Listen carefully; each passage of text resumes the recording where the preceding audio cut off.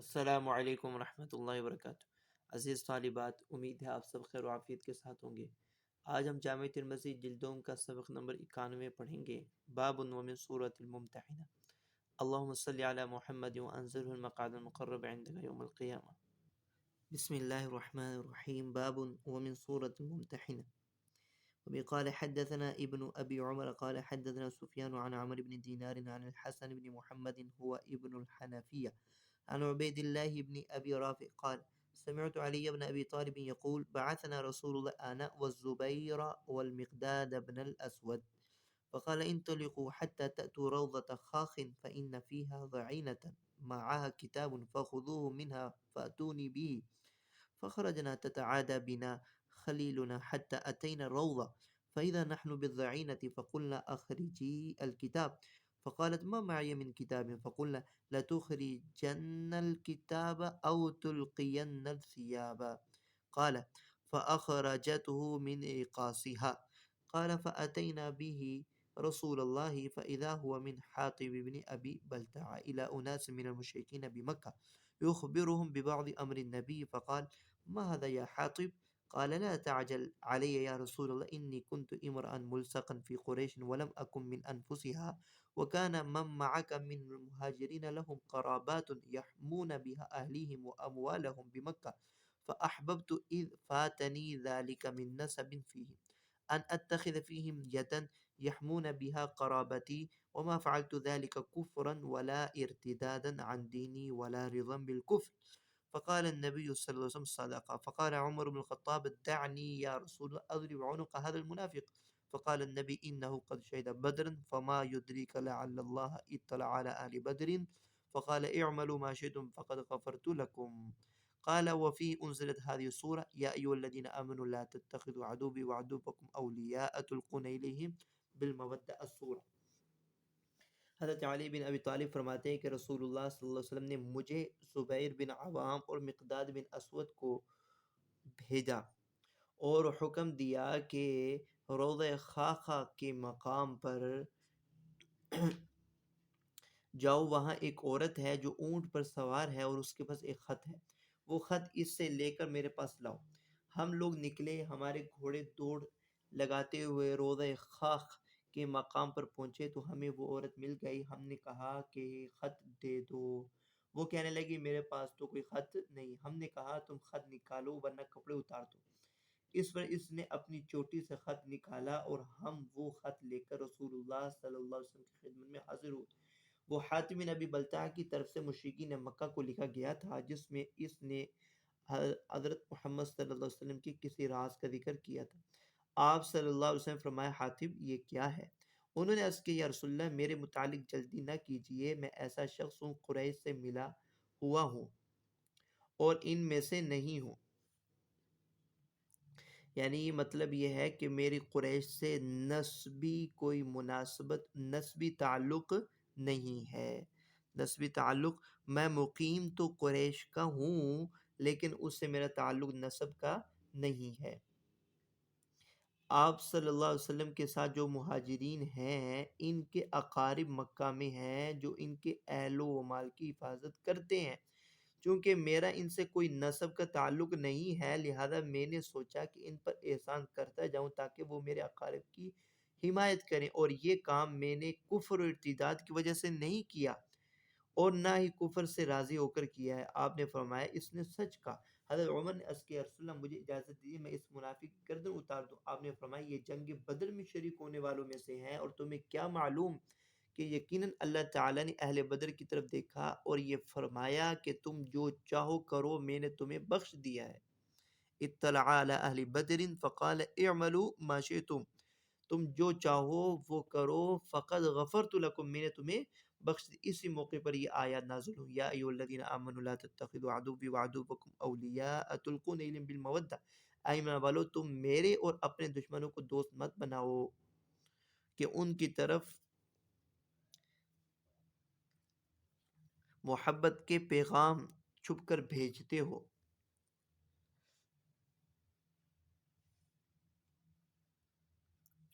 قال عمرو قد رأيت ابن ابی رافع وكان كاتبا لعلی. راوی عمر کہتے ہیں کہ میں نے ابن ابی رافع کو دیکھا، وہ حضرت علی کے کاتب تھے. هذا حدیث حسن صحیح وفيه عن عمر وجابر بن عبد الله وربا غير واحد عن سفيان بن عيينة هذا الحديث نحو هذا وذكروا هذا الحرف فقالوا لتخرجن الكتاب أو لتلقين الثياب. وهذا حديث قد روي أيضا عن أبي عبد الرحمن السلمي عن علي بن أبي طالب نحو هذا الحديث وذكر بعضهم فيه لتخرجن الكتاب أو لنجردنك.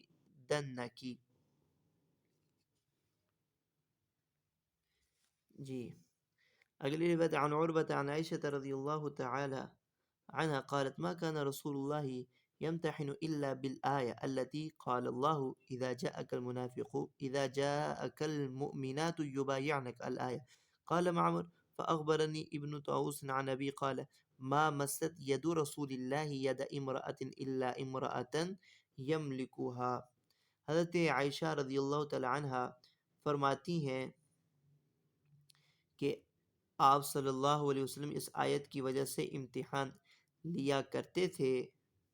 یا ایھا النبی اذا جاءک المؤمنات یبایعنک، یہ اس آیت کے سبب آپ امتحان لیا کرتے تھے. آیت کا ترجمہ یہ ہے اے پیغمبر جب مسلمان عورتیں آپ کے پاس آویں کہ ان چیزوں پر آپ سے بیعت کریں کہ اللہ تعالیٰ کے ساتھ کسی کو شریک نہ کریں گی، نہ چوری کریں گی، نہ بدکاری کریں گی، نہ اپنے بچوں کو قتل کریں گی، نہ بہتان کی اولاد لائیں گی جسے اپنے ہاتھوں اور پیروں کے درمیان بنا لیں، اور مشروع باتوں میں آپ کے خلاف نہیں کریں گی، تو آپ ان کو بیعت کر لیا کیجیے، ان کے لیے استغفار کیجیے، بے شک اللہ تعالیٰ غفور اور رحیم ہے. معمر کہتے ہیں کہ ابن طاووس نے مجھے اپنے والد کے حوالے سے بتایا کہ رسول اللہ صلی اللہ علیہ وسلم کے دست مبارک نے ان عورتوں کے علاوہ جو آپ کی ملکیت میں تھیں، جو آپ کی ازواج مطہرات تھی، آپ کی ملکیت میں تھیں، کبھی کسی عورت کے ہاتھ کو نہیں چھوا. آپ کے دست مبارک نے کبھی کسی عورت کے ہاتھ کو نہیں چھوا. وبه قال حدثنا عبد بن حميد قال حدثنا ابو نعيم حدثنا يزيد بن عبد الله الشيباني قال سمعت شعر بن حوشب قال حدثتنا سلمة الأنصارية قالت قال امرأة من النسوة ما هذا المعروف الذي لا ينبغي لنا أن نعصيك فيه؟ قال لا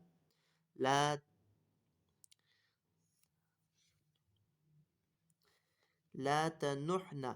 قلت يا رسول الله إن بني فلان قد أسعدوني على عمي ولا بد لي من قضائهم فأبى علي فعاتبته مرارا فأذن لي في قضائهن فلم أنح بعد قضائهن ولا على غيره حتى ساحت ولم يبق من النسوة امرأة إلا وقد ناحت غيري. حضرت ام سلمہ انصاریہ فرماتی ہیں کہ ایک عورت نے آپ صلی اللہ علیہ وسلم سے پوچھا کہ وہ معروف کیا چیز ہے کہ جس میں ہمارے لیے آپ کی نافرمانی کرنا جائز نہیں. آپ نے فرمایا وہ یہی ہے کہ تم نوحہ مت کرو. میں نے عرض کیا یا رسول اللہ فلاں قبیلے کی عورتیں میرے چچا کی وفات پر میرے ساتھ نوحہ میں شریک تھیں، لہذا ان کا بدلہ دینا ضروری ہے. آپ نے اجازت دینے سے انکار کر دیا. فرماتے ہیں فعاتبتہ مرارا، میں نے کئی مرتبہ عرض کیا فأذن لی فی قضائہن، تو آپ صلی اللہ علیہ وسلم نے اجازت دے دی ان کے احسان کا بدلہ دینے کی. فلم انح بعد قضائہن، اس کے بعد میں نے کسی بھی میت کے مرنے پر نوحہ نہیں کیا. بعد قضائہن ولا علی غیرہ.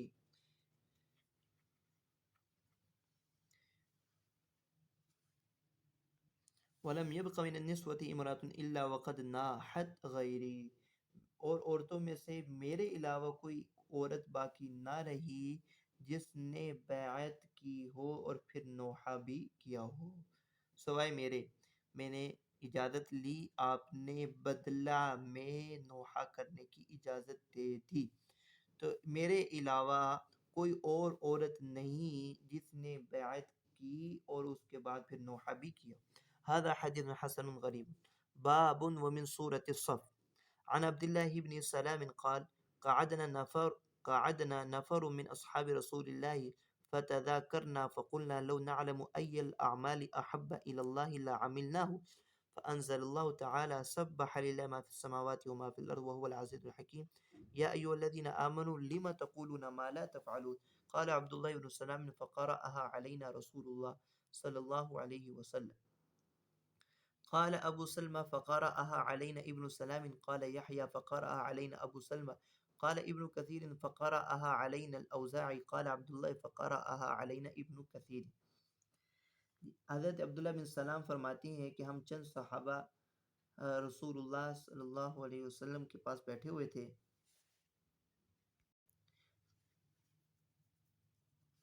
نفر من اصحاب رسول اللہ صلی اللہ علیہ وسلم، ہم چند صحابہ بیٹھے ہوئے تھے، فتذاکرنا اور آپس میں بات چیت کر رہے تھے، فقلنا اور ہم آپس میں کہنے لگے لو نعلم ای الاعمال احب الی اللہ لعملناه، اگر ہمیں یہ معلوم ہو جائے کہ اللہ تعالیٰ کون سا عمل زیادہ پسند ہے تو ہم وہی کرتے۔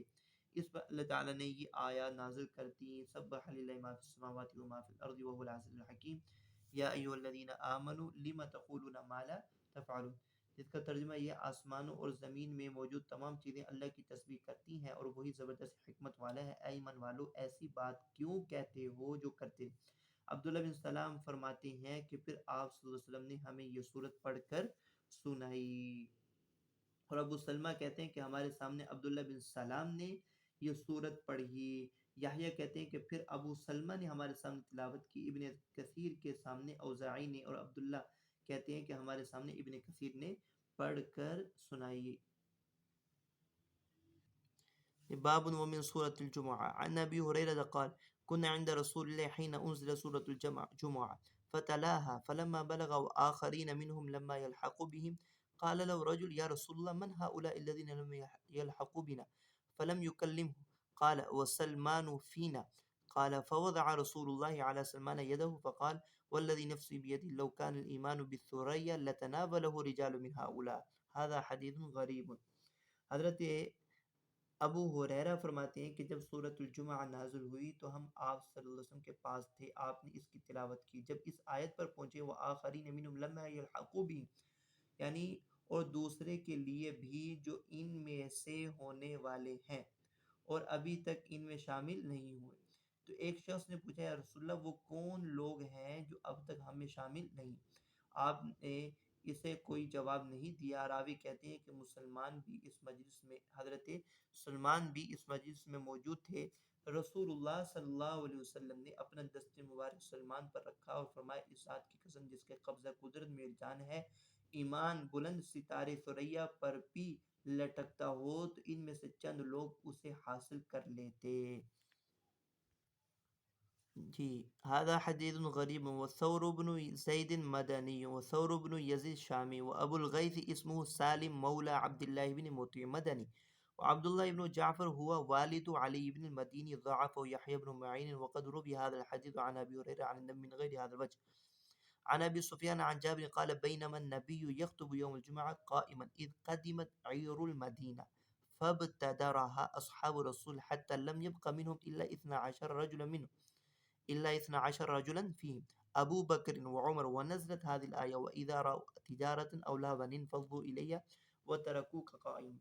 حضرت جابر فرماتے ہیں کہ مرتبہ آپ صلی اللہ علیہ وسلم کھڑے ہو کر خطبہ جمعے کا دے رہے تھے کہ مدینہ کا ایک قافلہ آیا، صحابہ اس کی طرف دوڑ پڑے یہاں تک کہ آپ کے پاس صرف 12 آدمی رہ گئے جن میں حضرت ابو بکر اور عمر بھی تھے، اور یہ آیت نازل ہوئی وَإِذَا رَأَوْا تِجَارَةً أَوْ لَهْوًا انفضوا إِلَيْهَا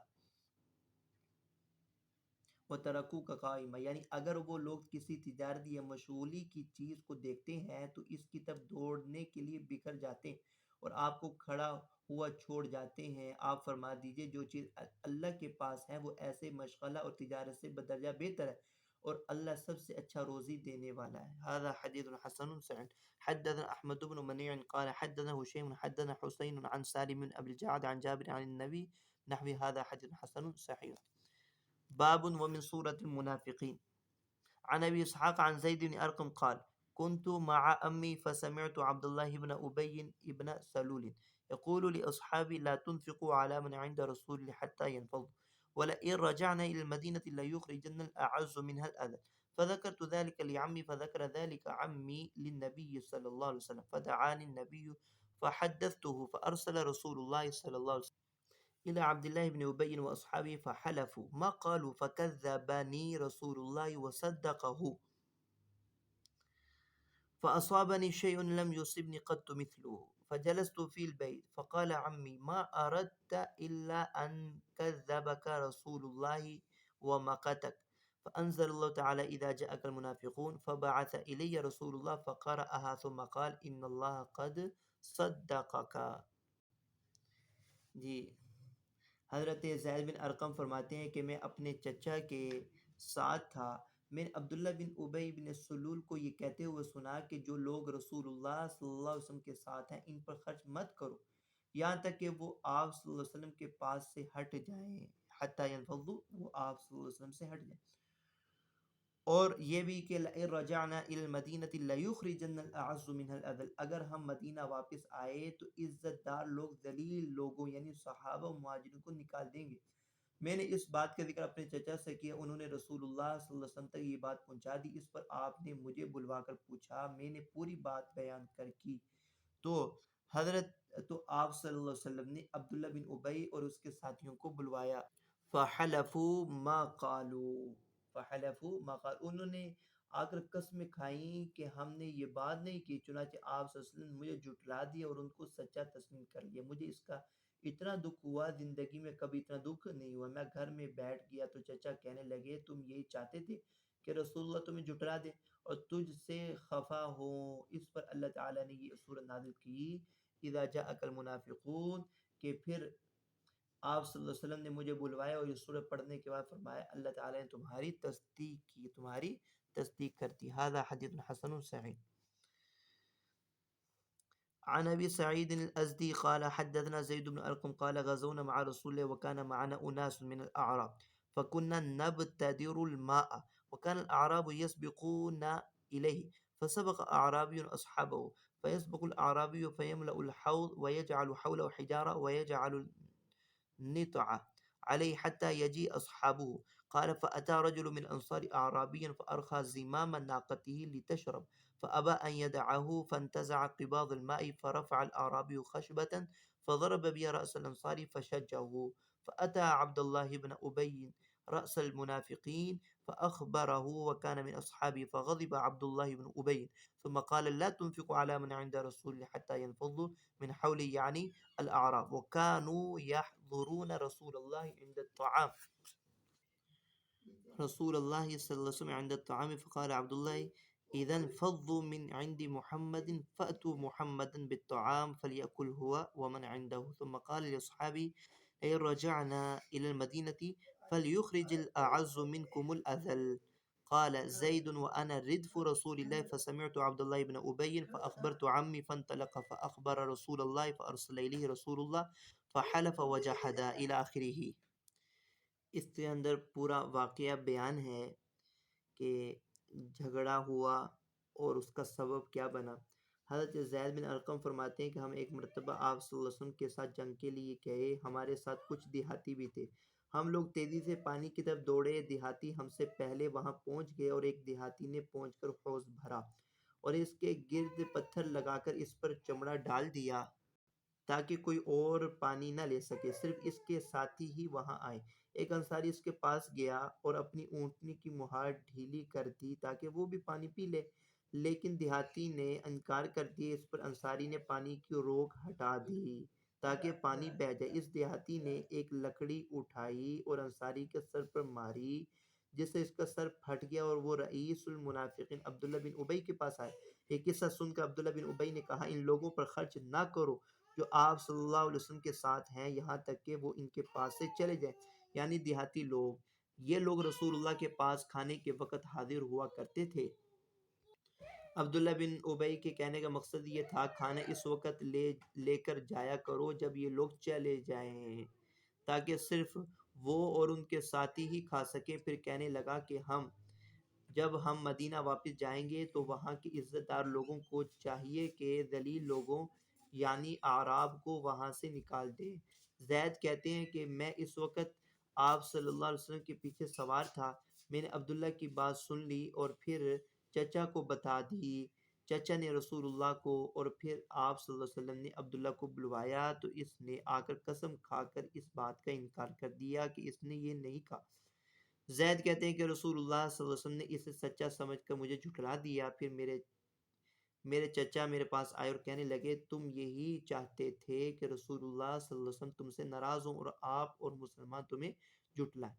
کہتے ہیں کہ مجھ پر اس کا اتنا رنج طاری ہوا کہ کسی اور کو نہ ہوا ہوگا۔ پھر میں آپ صلی اللہ علیہ وسلم کے ساتھ سر جھکائے چل رہا تھا کہ آپ صلی اللہ علیہ وسلم میرے پاس تشریف لائے اور میرا کان کھینچ کر میرے سامنے ہنسنے لگے۔ مجھے اگر دنیا میں ہمیشہ رہنے کی خوشخبری بھی ملتی تو بھی میں اتنا خوش نہ ہوتا جتنا اس وقت ہوا۔ پھر ابو بکر رضی اللہ عنہ مجھے ملے اور پوچھا کہ رسول اللہ صلی اللہ علیہ وسلم نے تم سے کیا کہا؟ میں نے کہا کہ کچھ فرمایا تو نہیں، بس میرا کان ہلایا اور ہنسنے لگے۔ ابو بکر رضی اللہ تعالیٰ عنہ نے فرمایا تمہیں بشارت ہو۔ پھر عمر مجھ سے ملے، انہوں نے بھی اسی طرح پوچھا اور میں نے وہی جواب دیا۔ چنانچہ صبح ہوئی تو رسول اللہ صلی اللہ علیہ وسلم نے سورۃ المنافقون پڑھی۔ وبه قال حدثنا محمد بن بشار قال حدثنا محمد بن أبي عدي قال أنبأنا شعبة عن الحكم بن عتيبة قال سمعت محمد بن كعب القرظي منذ 40 سنة يحدث عن زيد بن أرقم أن عبد الله بن أبي قال في غزوة تبوك لئن رجعنا إلى المدينة ليخرجن الأعز منها الأذل. قال فأتيت النبي فذكرت ذلك له فحلف ما قاله فلامني قومي فقالوا ما أردت إلا هذه. فأتيت البيت ونمت كئيبا حزينا فأتاني النبي صلى الله عليه وسلم أو أتيته فقال إن الله قد صدقك. قال فنزلت هذه الآية هم الذين يقولون لا تنفقوا على من عند رسول الله حتى ينفضوا. هذا حديث حسن صحيح. عن عمرو بن دينار سمع جابر بن عبد الله يقول كنا في غزاة قال سفيان يرون أنها غزوة بني المصطلق فكسع رجل من المهاجرين رجل من الأنصار فقال المهاجري يا للمهاجرين وقال الأنصار يا للأنصار. فسمع ذلك النبي فقال ما بال دعوى الجاهلية؟ قالوا رجل من المهاجرين كسع رجل من الأنصار. فقال النبي دعوها فإنها منتنة. فسمع ذلك عبد الله بن أبي بن سلول فقال أو قد فعلوها والله لئن رجعنا للمدينة ليخرجن الأعز منها الأذل. فقال عمر يا رسول الله دعني أضرب عنق هذا المنافق. فقال النبي دعوا لا يتحدث الناس أن محمدا يقتل أصحابه. وقال غير عمرو فقال له ابنه عبد الله بن عبد الله والله لا تنقلب حتى تقر أنك ذليل ورسول الله العزيز. ففعل.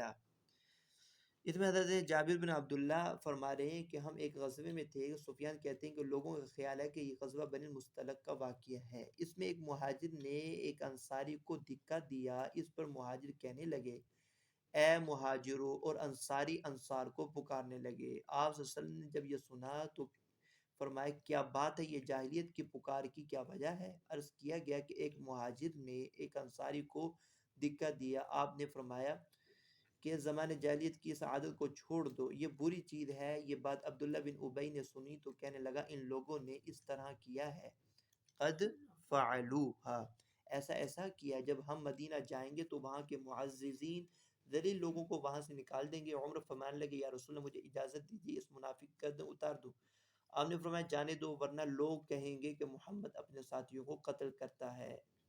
عبداللہ بن عمر کے علاوہ دوسرے راوی کہتے ہیں کہ اس پر عبداللہ بن ابی کے بیٹے نے اپنے باپ سے یہ بھی کہا کہ اللہ کی قسم ہم اس وقت تک یہاں سے نہیں جائیں گے جب تک تم اس بات کا اقرار نہ کرو کہ تم ذلیل ہو، رسول اللہ صلی اللہ علیہ وسلم معزز ہیں۔